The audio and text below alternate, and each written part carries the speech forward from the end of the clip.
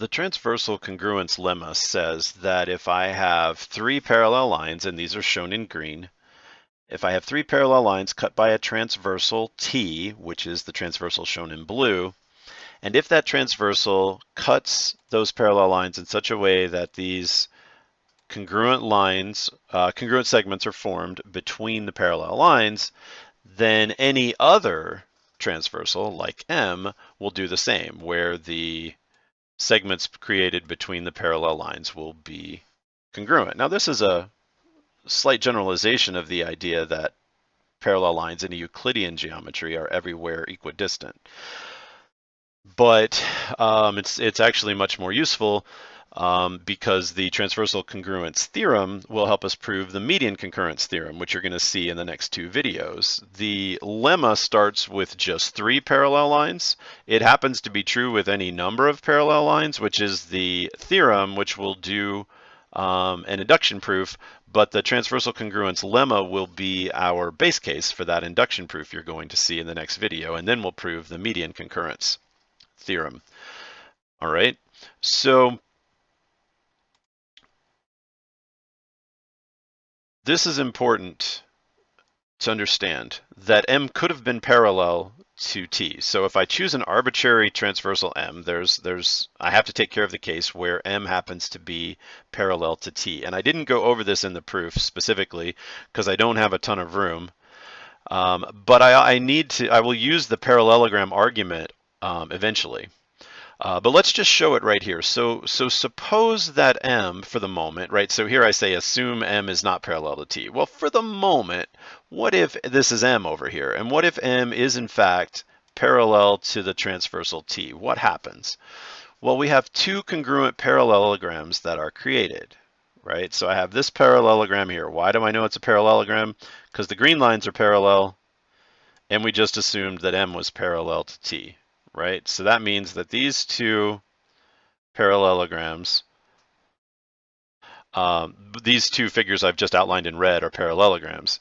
And because these two sides are congruent, we know that these two sides are congruent, which is enough, by the way. The parallelograms are congruent because this side is reflexive property says it's congruent to itself. So we actually have congruent parallelograms.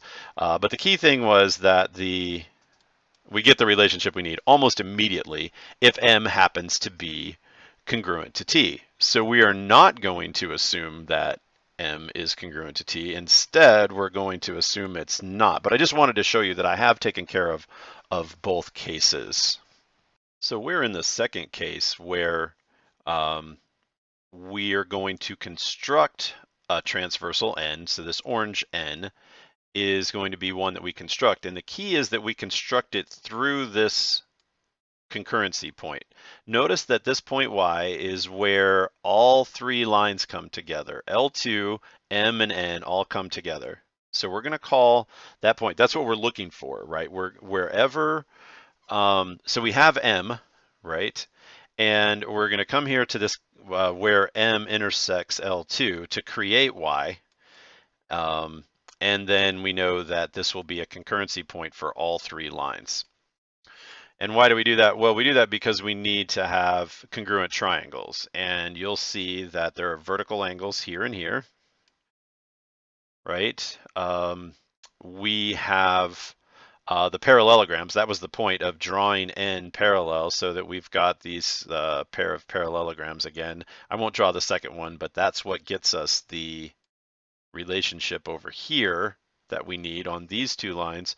And so I have angle side, and so another angle would do, but if you'll notice, these angles are now congruent because of the converse of the alternate interior angles theorem. So there we go, there's the converse, there's Kea coming in to sort of make this work. So anytime we have like parallel relationships, it's going to be Kea that comes in and saves the day.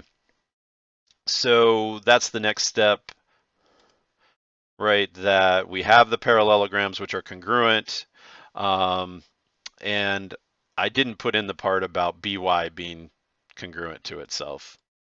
But they are congruent parallelograms, which then gives us that Because their opposite sides are congruent, I know that I have the relationship I need over here.